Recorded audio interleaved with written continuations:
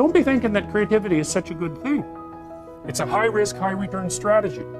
So if you're creative, you just try this. There's creative people in this room, man. You guys are going to have a hell of a time monetizing your creativity. It's virtually impossible. It's really, really difficult because, first of all, let's say you make an original product. You think the world will beat a pathway to your door if you build a better mousetrap. It's like, that's complete rubbish. It isn't true in the least. If you make a good creative product, you've probably solved about 5% of your problem. Because then you have marketing, which is insanely difficult, and then you have sales, and then you have customer support, and then you have to build an organization. And you have to, if it's really novel, you have to tell people what the hell the thing is. You know, we built this future authoring program, right? And it's available for people online. So how do you market that? No one knows what that is, and that's a real problem. If you write a book, well, then you have the problem that another million people have also written a book. But if you produce something that's completely new and doesn't have a category, people can't search for it online. How are they going to find it? So you just have, and then you have pricing problems, and it's really unbelievably difficult to produce something creative and then monetize it. And even worse, if you're the creative person, let's say you have a spectacular invention, you've got no money, right? You've got no customers. Those are big problems. And so maybe you go and you find a venture capitalist. You start with family and friends, because that's how it works. You raise money for your product. You raise money from your family and friends. That's assuming you have family and friends that have some money and that they're going to give it to you. And most people aren't in that situation. So it's a terrible barrier right off the bat.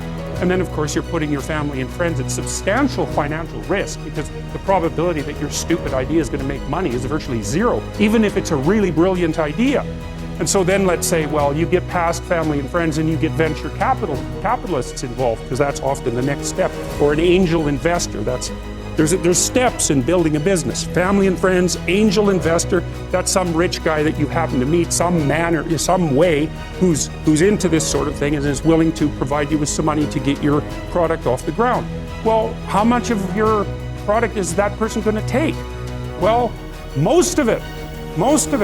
And then if you get a venture, and no wonder, because you don't have any money, how are you going to bargain for control over your product? He'll just say, well, do you want the money or not? And if your answer is no, then he'll go and do something else with his money. It's not like there's no shortage of things that you can do with your money. There's a million things you can do with it. So you're not in a great bargaining position. And then if you get venture capitalists involved, they'll take another big chunk, and maybe if they're not very straight with you, they'll just throw you out. Because maybe by that point in the company's development, you're nothing but a pain in the neck, because what do you know about marketing and sales and customer service and building an organization and running a business? Like, you don't have a clue, so why do they need you?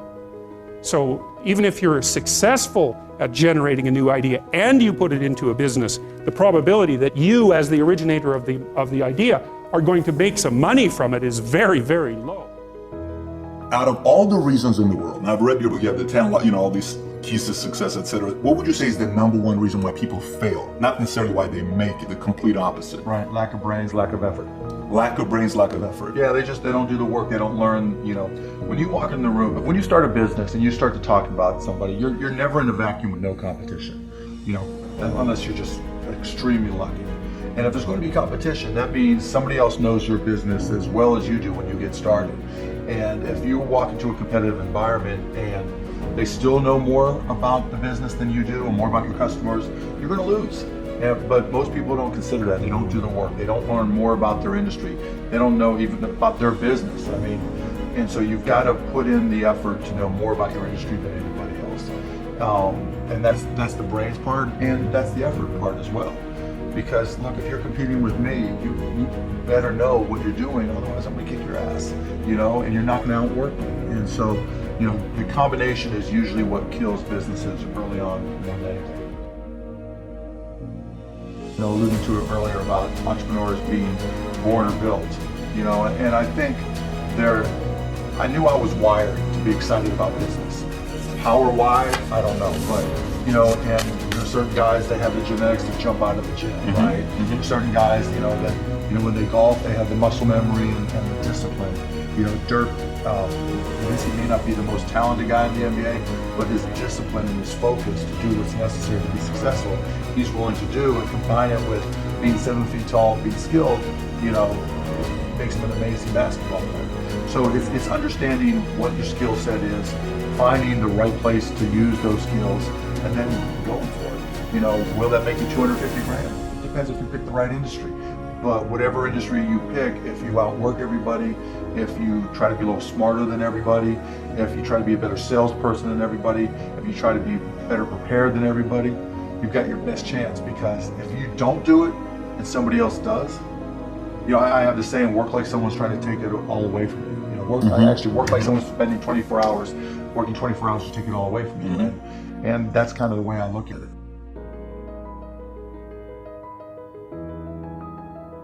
I started my first business when I was 12. I was buying and selling baseball cards, buying and selling stamps, anything I could do to make money, I was hustling and trying to do. So I was in the business, but I not so much where it was all my friends were into it with me, so they wouldn't know.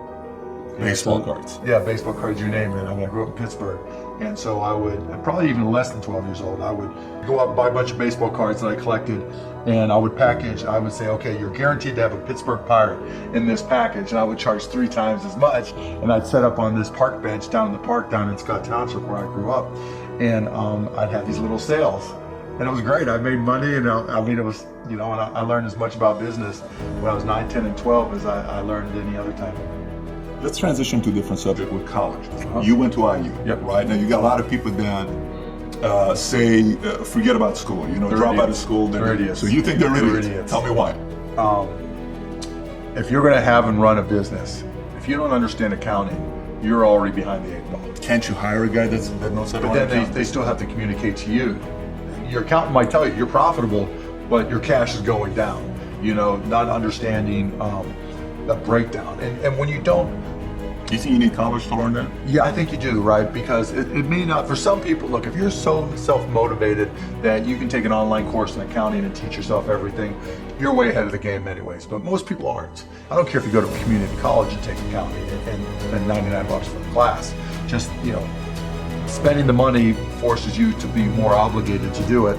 But accounting, finance, lesser extent marketing, sales at the school office, these are all that's the language of business. And so while it's possible to teach yourself these things, and while it's possible to hire them, when you're starting your own company, you don't want to have to spend money hiring an accountant.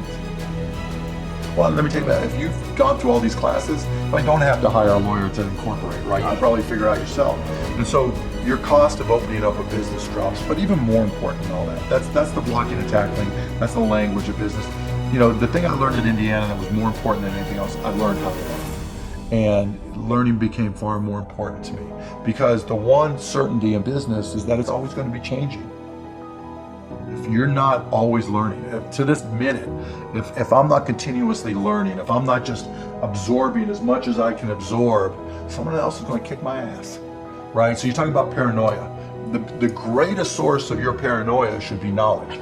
If someone else knows more than you do, and if you're not learning, if you don't know if you don't know how to learn, if you don't have a thirst for learning and acquiring information, you're SOL. So do you think, let's just say if we put 10 guys here, you interview them, okay? You could, within a 5-10 minute interview, say, this dude's not going to make it as an entrepreneur. Yeah, I mean, I can typically tell, right? I can tell by their passion. I can tell by their focus. I can tell by their preparation. There's a whole realm of things in any business. Here's the business you're in, and here's 1,000 things that influence whether or not you're going to be successful. Through my experience in businesses, I can put myself in his position and say, okay, here are 900 of the 1,000 things he has to be aware of, and then go through and ask. And by how many of those or her issues they've been able to address already, that kind of gives me a sense of how hard they're willing to work. And I can tell by the questions they ask me. So all I have to do is say, okay, what do you want to know?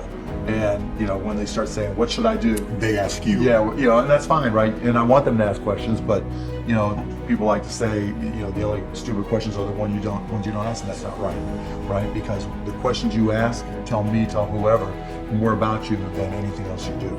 Because in particular, it tells me about your preparation. If you ask me questions about just basic things that you should have known and you should have down to a science, that's going to disqualify you almost more than anything. Do you think there needs to be a healthy level of paranoia? Oh, absolutely. There needs to be. Oh, yeah. I mean, I always say, for every one of my businesses, I said, what would I do to kick my own ass? Right? So whatever business you have, there's somebody trying to put you out of business. There's somebody trying to to take a bite out of your business, and it's better for you to figure out how they're going to do it rather than they do it. And so yeah, that's being paranoid, and so you have to be paranoid.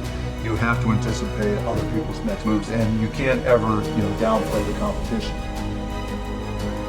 I was at a business plan competition this morning at a college, and they were kind of being dismissive of the competition, and so you can't ever do that. They're out there trying to take you down, and they're not just going to sit still. And if you're good, really, really good, you're going to inspire them to work even harder, faster, better.